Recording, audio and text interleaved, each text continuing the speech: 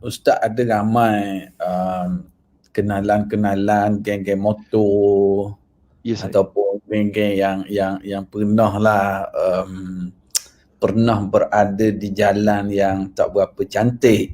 Kemudian dia berubah.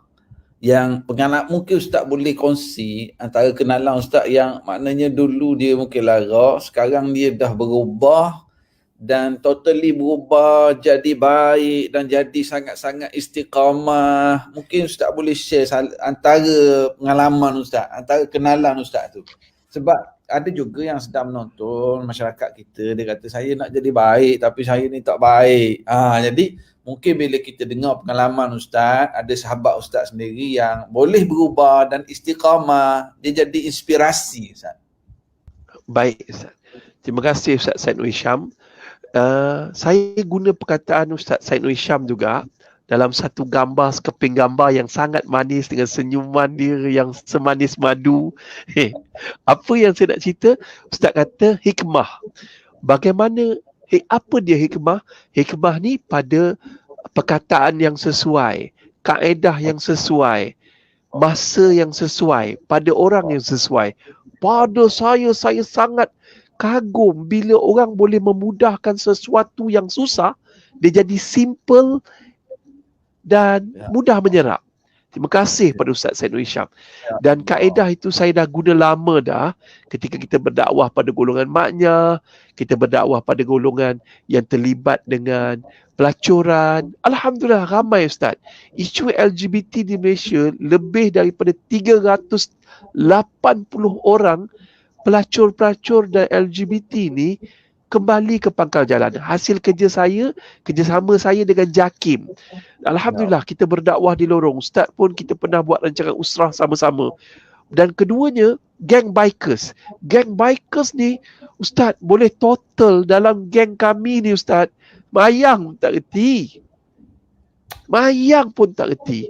Puasa pun tak puasa Ustaz. Umur 60 tahun tak puasa. Sebab tu nama grup kami ni Sifu. Sifu ni dia ada banyak maksud. Tapi saya pecahkan S tu sebar. I tu Islam. F tu for. U tu ummah. Sebar Islam pada ummah. Saya bila masuk geng-geng saya ni tuan-tuan, masuk geng Sifu Bikers ni, ramai yang ni. Dan tahun pertama mereka masuk, kita tak tegur banyak. Kita ajak program bersama TV3 iaitu Jom Cuci Masjid. Dia ada jinak dulu. Dia right, cuci masjid dekat baling. Right. Dia orang suka right. Kita belanja, dia orang makan, pergi mana apa semua. Right. Buat Jom Cuci Masjid. Akhirnya dia orang rapat dengan saya, sembang dengan saya. Sebab kaedah dakwah Nabi, more connection to less correction. Banyakkan hubungan untuk memudahkan pembetulan. So what happened after that? Yang kisah dia tuan-tuan dan perempuan, isteri dia telefon. Ustaz, Alhamdulillah, suami saya tahun ni dia puasa sebulan Ustaz. Dalam hidup saya tak pernah tengok dia puasa Ustaz. Alhamdulillah, tahun ni dia puasa sebulan. Ada juga yang telefon, isteri telefon.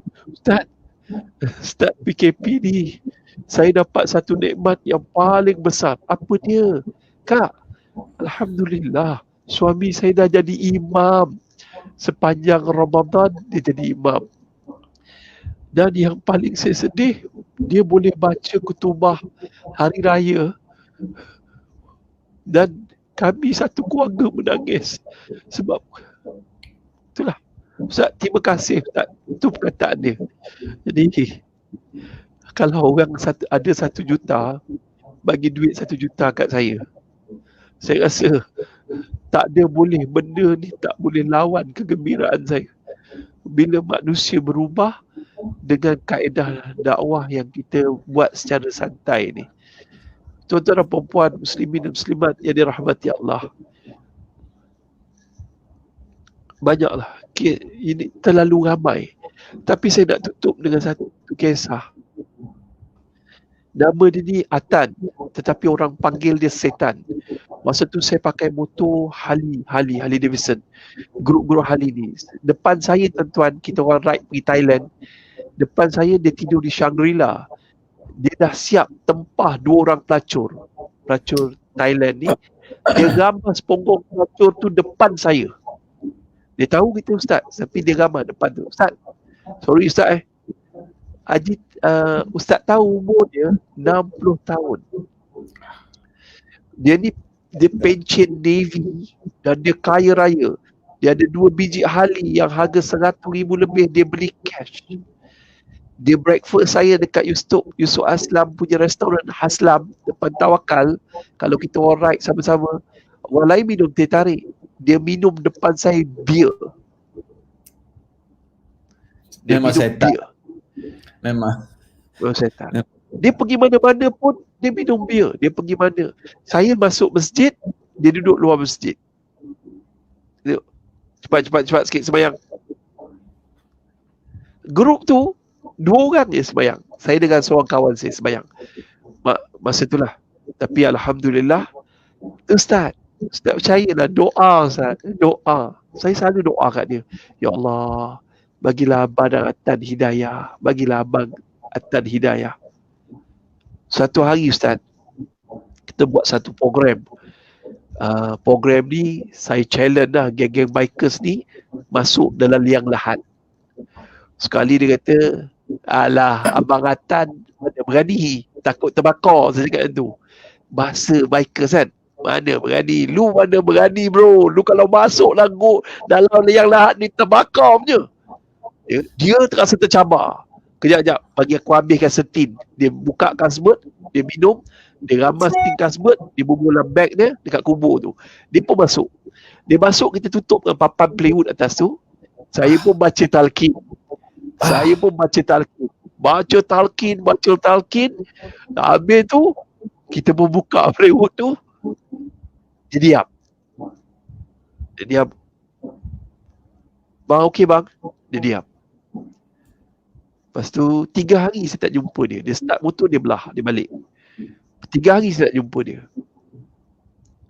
Lepas tu dia datang jumpa saya, Ustaz, saya nak jumpa Ustaz sekejap. Ustaz, saya nak berubah. Saya memang nak berubah, Ustaz. Ustaz tolong saya, Ustaz. Saya ada seorang kawan saya nama dia Ridwan Cina. Dia ni tablik, sekarang ni dia stroke. Saya kata okey, kau ikut dia keluar 3 hari. Buat cabar lu 3 hari ni, lu jangan lari dia dakwah. Lu duduk je, duduk dengar je. Dia kata okey bro. Dia pun 3 hari. Lepas 3 hari dia keluar, Ustaz, saya nak belajar agama. Saya carilah cikgu-cikgu, ustaz-ustaz yang mengajar di rumah dia. Dan Ustaz, saya nak pergi umrah. Okey. Saya pun set satu syarikat pergi umrah. Dia pun pergi umrah. Cuma saya tak dapat lah nak iring dia kat sana. Masa dia balik umrah, dia hantar teks saya. Ustaz, insyaAllah hari Jumaat malam kami sampai. So kita pun panggil geng-geng bikers ni pun seronok lah. Oh, dia ni dah nak dia pergi umrah ni, kita nak sambut lah dia. Aku nak cium. Dia tanya ni, kita orang pun tunggu. Tiba-tiba nampak bini dia keluar. Tanya bini dia, mana abang? Abang tinggal kat Mekah. Ha? Kenapa tak balik? Ada masalah pasport ke? Tak ada, abang meninggal. Abang meninggal dunia kat Mekah.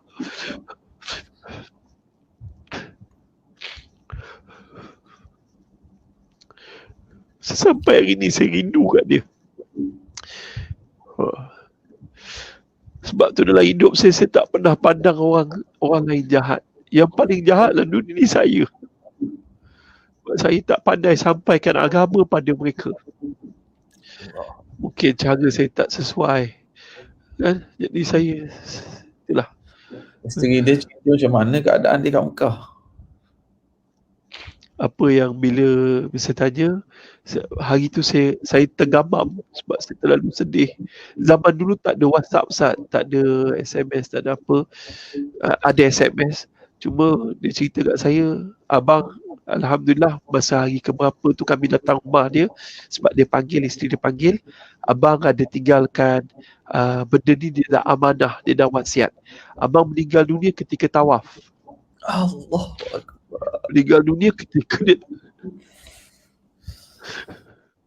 Ketika dia tawaf, saya dah pandang belakang, mana abang tak ada, abang dah terlentang jatuh. Bila Mutawif kata terus kejar ke hospital, dia dah meninggal dunia. Apa berlaku?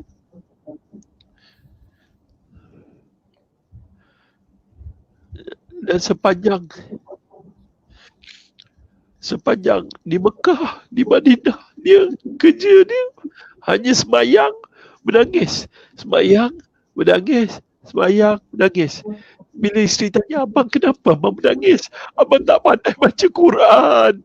Abang bodoh, abang tak pandai baca Quran. Abang cemburu kalau abang pandai baca Quran. Sebab tu abang menangis. Allah Akbar. Ustaz, cerita-cerita macam ni mudah-mudahan jadi inspirasi lah. Ustaz, dia beritahu tak Jadi Ustaz? Bila dia keluar dari Ustaz program, duduk dalam kubur, Ustaz baca talqin. Dia cerita tak apa yang dia rasa masa dalam tu? Dia cerita, dia kata Ustaz punya bahasa talqin tu dia tak pernah dengar. Kasar. Dan masa dia duduk dalam tu, dia nampak gelap, dia nampak sikit cahaya. Dan dia tak boleh bergerak. Dia kata, saya kata, ketahuilah, wahai Abang Atan,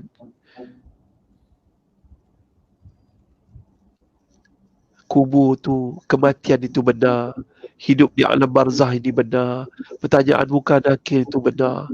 Dia kata itu perkataan benar itu. Benar itu yang menyebabkan dia kata, tak boleh tahan. Yang benar ni, aku ni belum buat persiapan untuk mati. Aku dah tak ada persiapan untuk bertemu dengan Allah. Pertemuan dengan Allah itu benar. Perkataan benar. Dia kata real. Perkataan real ni masuk ke dalam hati dia. Dia kata, tak boleh. Aku kena buat persiapan. Aku dah banyak buat dosa. Aku kena ni. Dan banyaklah dia dah wasiatkan. Dia dah selalu hari-hari dia satu bilik, dia orang kaya, satu bilik dengan isteri dia. Dia hari-hari pesan. Dia kata duit banyak ni wakafkan, buat masjid. Duit banyak ni macam ni. Abang punya rumah yang dekat ni jual semua tu, wakafkan semuanya untuk buat masjid. Dia lain lah. Bila orang dapat Islam ni, dia lain Ustaz. Dia lain. Wallahi lah, saya nak cerita benda ni pun, bila saya terlalu emosi, saya tak mampu nak cerita habis. Cuma punya perasaan dia tersentuh dengan perkataan benar. Pertanyaan mungkar nakir itu benar. Kita hidup lagi Ustaz. Kita hidup, kita rasa benda ni real ke? Kiamat ni jauh lagi ke? Dekat ke? Kita tak. Tapi bila dah masuk dalam liang lahat Ustaz, baring, dia jadi lain. So, saya pun antara kaedah antara dakwah saya, itu antara yang saya rasa itu antara yang menarik lah dalam usaha dakwah saya pada geng-geng bikers ni. Wallahualam. Sebelum dia meninggal, dia ada bermesej dengan Ustaz dari Mekah. Dia ada hantar mesej, tapi dia tak cerita keadaan dia kat sana. Saya tanya pun dia kata Alhamdulillah, seronok kat sini Ustaz. Dia Alhamdulillah. Cuma dia hantar mesej, dia akan balik hari Jumaat, flight dia jam 10 malam. Dia tak balik. Maknanya jenazah dia pun disolatkan di Masjidil Haram. Ya Ustaz, jenazah dia di Masjidil Haram. Allahu Akbar. Allah pilih dia. Cuma isteri dia selalu cerita kebaikan dia satu, walaupun dia tak boleh hilang ketagihan minum arak masa dia muda sampailah di, kebaikan dia satu, dia tak boleh tengok orang susah. Dia tengah naik motor, nampak orang susah, dia pergi. Dan nombor dua dia Ustaz, dia ada satu perangai pelik. Dia suka dengar, kalau saya sebut Ustaz mungkin tak marah kot. Dia ada satu perangai benar dia suka cium ulama dan dia suka bagi jumlah wang yang besar pada ulama. Dia tak kisah duit. Saya pernah tengok dia bawa duit cash Ustaz, lebih kurang 10,000 dalam pouch dia tu. Dia tengah bawa betul-betul. malam ni ada ustaz tu ceramah dekat Belewa lah. Dia pun ustaz betul, dia pergi jumpa Ustaz Asyad Syukri, dia bagi duit envelope. Ustaz, dia untuk penceramah malam ni, nak bagi. Arwah Ustaz Asyad Syukri. Dia banyaklah cerita dia Ustaz, tapi cerita dia dah mati baru kita tahu kelebihan dia suka sedekah Ustaz. Dia memang suka sedekah. Dia pantang jumpa orang alim, jumpa orang baik, orang susah, dia akan sedekah. Isteri dia macam mana? Maknanya isteri dia ada rasa-rasa kelainan tak dia masa dia kat Mekah tu? Sebab dia tak sihat tu. Isteri dia macam ni. Isteri dia tak tahu dia akan mati. Tapi isteri dia cakap, dia antara isteri cakap, terima kasih Ustaz bimbing dia di saat akhir. Terima kasih Ustaz. Macam tu saya kata, ini bukan kerja saya, ini kerja Allah. Allah nak bagi hidayah pada siapa-siapa, Allah boleh bagi. Allah Akbar. Saya sebenarnya rindu kat dia. Itu je lah. Allah. Ni'mah. Bagi ustaz sendiri, saya dapat rasakan satu rindu tapi satu kepuasan kan ustaz. Kita dalam berdakwah ni, kemanisan, perkara paling manis, perkara paling seronok bila ialah hidayah tu Allah beri, tetapi dakwah kita ini usaha kita menjadi asbab. Hidayah itu dari Allah. Sahabat-sahabat yang sedang menonton, yang ada kenalan, yang ada kemampuan, indahnya. Tapi ramai yang dalam ni pun yang duduk share kuliah-kuliah, dia tag kawan-kawan, ajak kawan-kawan bersama dalam majlis ilmu.